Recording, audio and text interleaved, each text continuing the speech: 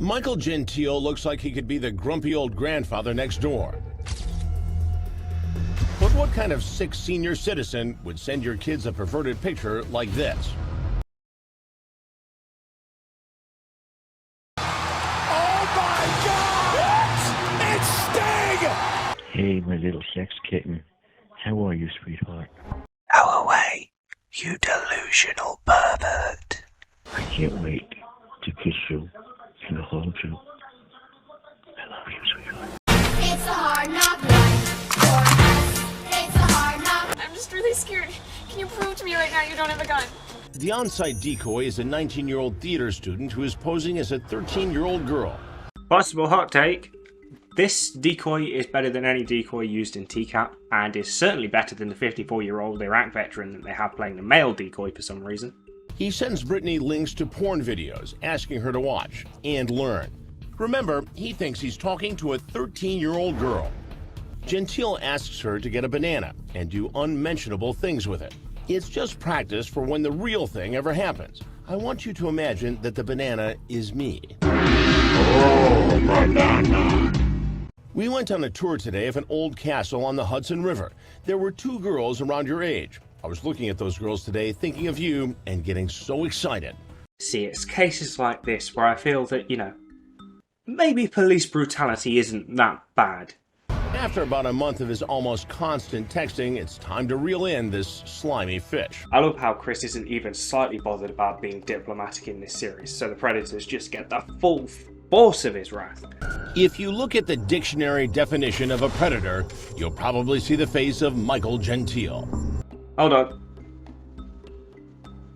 No, it's just words. So we find out that Michael is absolutely obsessed with pictures, and that constitutes most of his talk with the decoy. It makes you think. Gentile sounds a bit like Jessup's, which in turn sounds a bit like Jared. Scary. He thinks that day is about to come.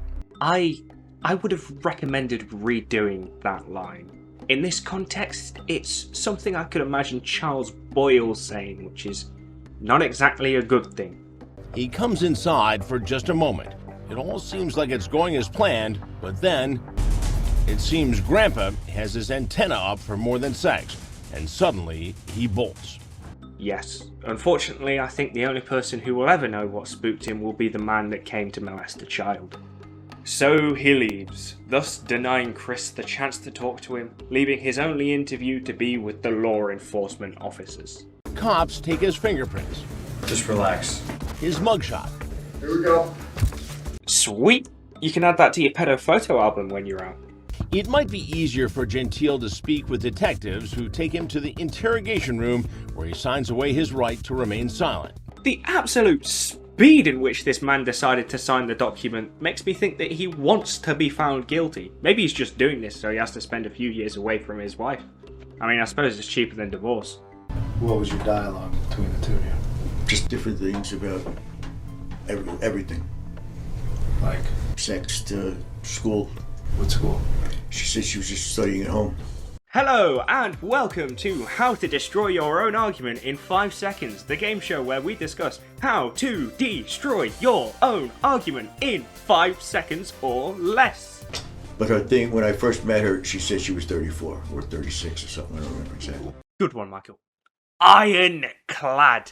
The decoy definitely looked 34 as well. That's the only reason I can think of why you said, I'll be in my car, rather than, you look too young, I thought you were 34. You don't mind if I'm frank with you, do you? Do you? This male police officer playing everything up for the camera just sort of ruins the experience.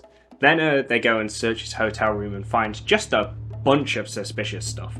He pled guilty to 4 crimes and got 4.5 years with 10 probation, and he asked to register as a sex offender.